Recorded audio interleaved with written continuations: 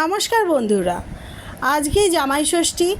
আর জামাই ষষ্ঠীতে আপনাদের সকলকে জানাই প্রীতি ও শুভেচ্ছা।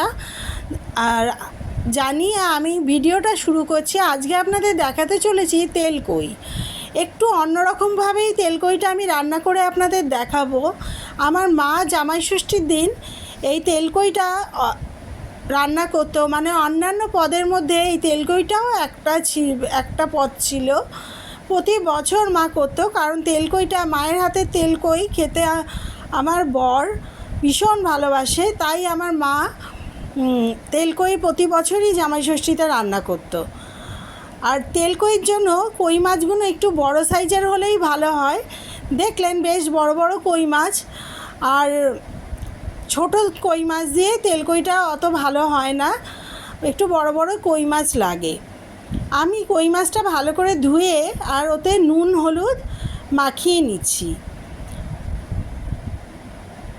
মাখিয়ে আমি একটু সাজিয়ে রাখলাম মাছগুলো। আর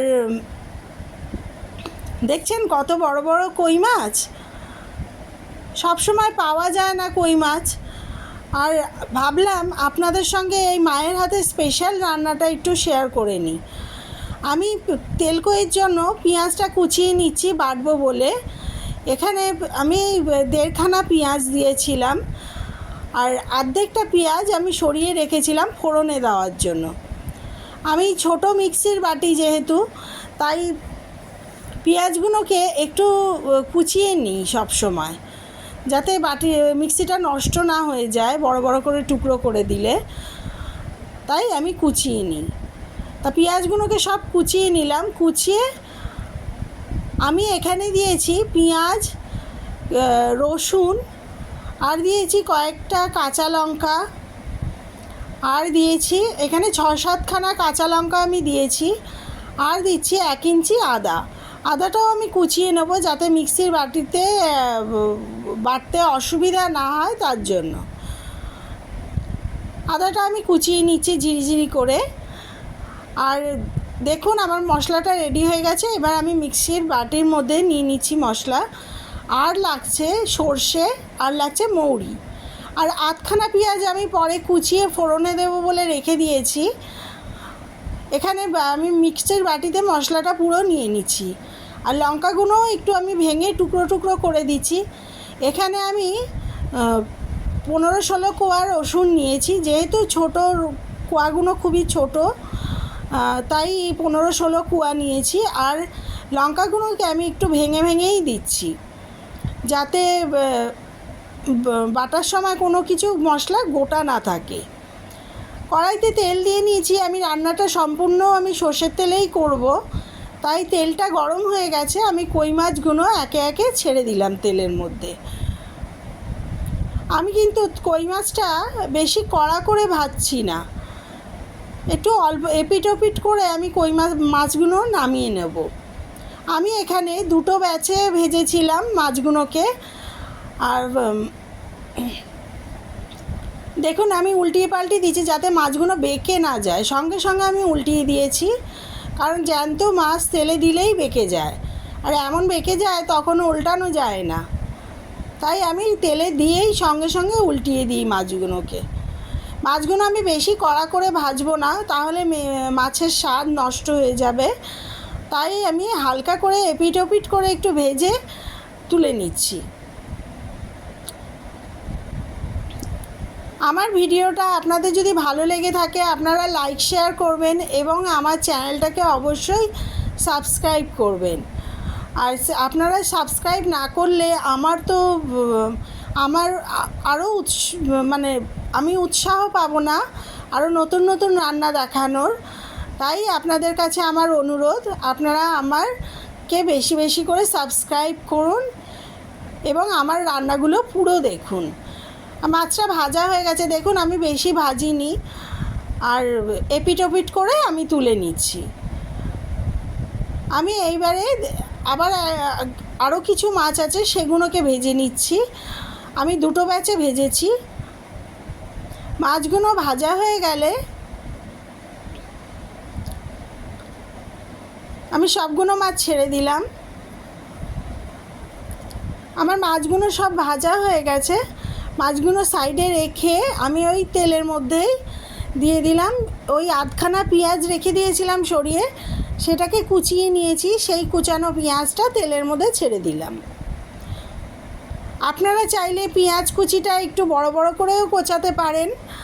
আর আমার বাড়িতে যেহেতু কেউ বড় বড় করে পেঁয়াজ মানে মুখে যাতে না পড়ে সেইভাবে আমার রান্না করতে হয়, তাই আমি সব সময় ঝিরিঝিরি করে কুচিয়ে নিই পেঁয়াজটা লাল লাল করে ভাজা হয়ে গেছে।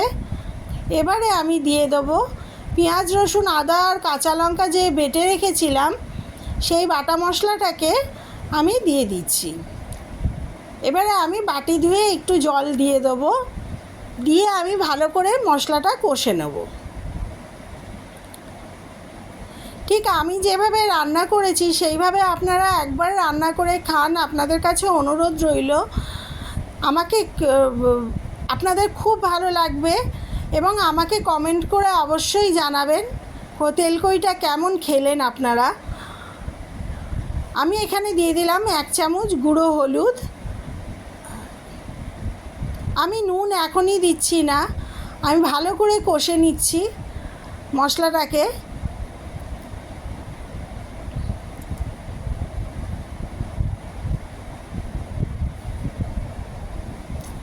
আমি এবারে দিয়ে দিলাম পরিমাণ মতো নুন। পরিমাণ মতো নুন দিয়ে আমি একটু ভালো করে নেড়ে নিচ্ছি, মশলাটা ভালো করে কষে নিচ্ছি। যখন মশলাটা থেকে তেল ভেসে উঠবে তখন বুঝবো যে মশলাটা কষানো হয়ে গেছে।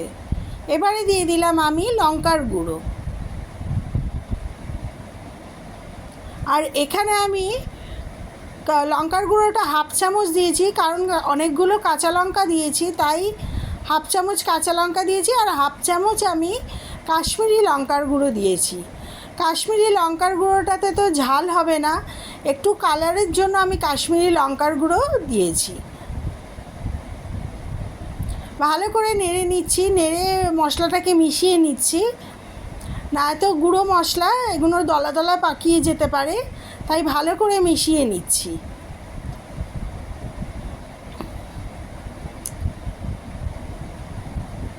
এই তেলকইটা খেতে অসাধারণ লাগে আমাদের। আর মার হাতের রান্নাটা জানি না আমি মায়ের মতন বানাতে পেরেছি কি না,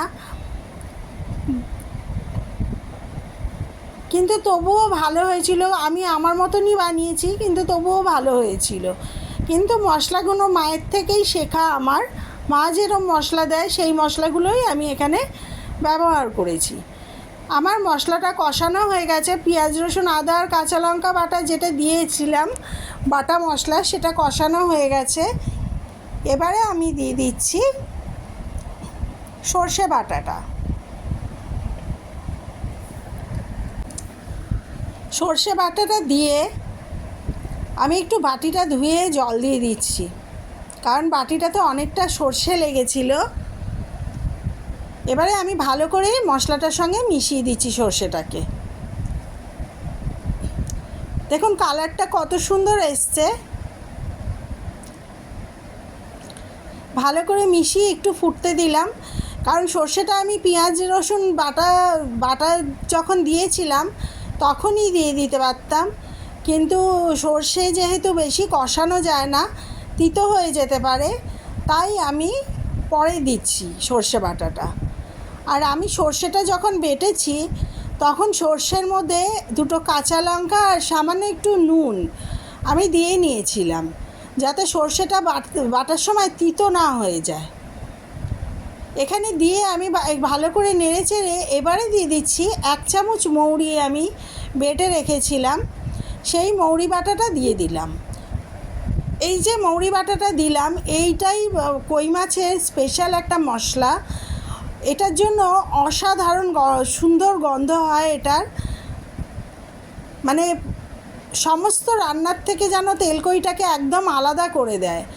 মিক্সির বাটিটাতে অনেকটাই মৌরি লেগেছিল বাটা, তাই আমি মিক্সির বাটিটা একটু ধুয়ে দিয়ে দিলাম।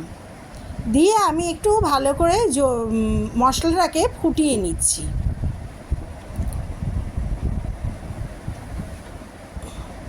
দিয়ে দিলাম সামান্য একটু চিনি, যেহেতু মৌরি দিয়েছি, মৌরিতে একটা স্বাদ মিষ্টি মিষ্টি ব্যাপার আছে। আর আপনার চিনিটা আমি দিলাম যাতে তরকারিটাতে কোনো পানসে ভাব না থাকে, তার জন্য সামান্য একটু চিনি দিলাম। আমি কিন্তু এখানে বেশি মিষ্টি দিইনি, তাহলে আবার মিষ্টি মিষ্টি হয়ে যাবে। এবারে তরকারি মশলাটা যখন ফুটে উঠেছে তখন দিয়ে দিলাম সামান্য একটু জল, বেশি জল কিন্তু আমি ব্যবহার করিনি। এবারে আমি জলটা মশলাটা ফুটে উঠেছে, এবারে আমি মাছগুলোকে দিয়ে দেব মশলার মধ্যে। আমি একটা একটা করে মাছ মশলার মধ্যে সাজিয়ে বিছিয়ে দিচ্ছি। সবগুলো মাছই দিয়ে দিচ্ছি। মাছগুলো দিয়ে আমি একটু ঢাকা চাপা দিয়েই রান্নাটা করব, তবে বেশিক্ষণ না, মিনিট 5 আমি ঢাকা দিয়ে রেখে দেবো, যাতে মাছগুলো তো হালকা করে ভেজেছি, যাতে সিদ্ধ হয়ে যায় মাছগুলো, তার জন্য। আর দারুণ খেতে হয়েছিল। আর মাছ ভাজাটা যেই বাটিটাতে রেখেছিলাম সেই বাটিতে একটু নিচে তেল জমা হয়েছিল, ওই মাছ ভাজার তেল, সেটা দিয়ে দিলাম, কারণ সেই তেলটা দিলে সুন্দর একটা গন্ধ হয়, মাছের গন্ধটা সুন্দর আসে তরকারি থেকে। তাই তেলটা ফেলে দেবেন না, তেলটা সবসময় তরকারিতে দিয়ে দেওয়ার চেষ্টা করবেন। আমি সবসময় দিয়ে দিই তেলটাকে। আর তেলটা দিয়ে একটু ফুটে উঠলে আমি একটুখানি ঢাকা দিয়ে দেব। বেশিক্ষণ না, কই মাছ সিদ্ধ হতে বেশি সময় লাগে না, মিনিট 5 ঢাকা চাপা দিয়ে রেখেছিলাম। তারপরে ঢাকনা খুলে আমার রান্নাটা কিন্তু একদম রেডি হয়ে গেছে। আমি একটু মশলাটা একদম গামাখামাখা পুরো করিনি, আবার বেশি পাতলাও করিনি, গ্রেভি একটু রেখেছি, কারণ এখানে অনেকটা মাছ আছে। মাছগুলো আমি প্লেটে সার্ভ করে দিচ্ছি, সার্ভ করে আপনাদের সামনে পরিবেশন করছি।